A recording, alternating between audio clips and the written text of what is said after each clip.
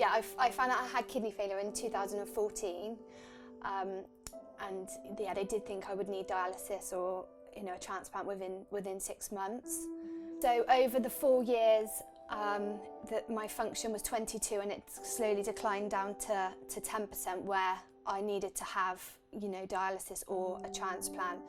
The physical effects of that were the exhaustion, like the lethargic feeling, and near the end I felt sick every morning. I woke up and I felt physically sick, and it's just a miserable way to live. Living donation was discussed straight away from the point of finding out I had kidney failure and knowing that I was going to have a kidney transplant.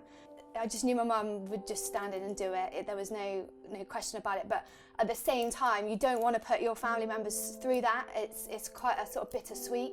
Although I was a good match, they were worried about the kidney function. Yeah, it wasn't the best kidney function for me at my age.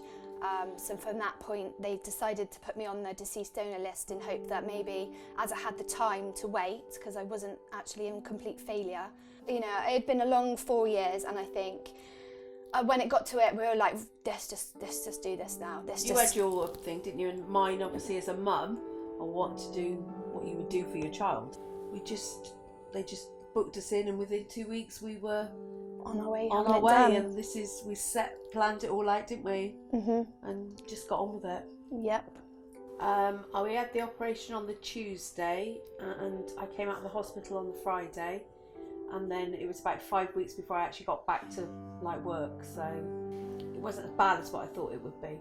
So after the transplant, it was actually really emotional after the transplant. I remember feeling, it was a massive thing my mum had done, and because you were worried for me, yeah, and I was worried for you. Yeah, it's your loved one, and they've gone through all that for you, and you just want them to be well again, you to be well again, and you kind of feel like, oh, I'm putting somebody through all this trouble.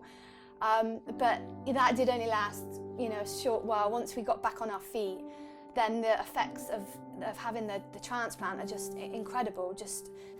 So to wake up and feel normal and to just be like a good, healthy mum for my son just means like the world. It really does.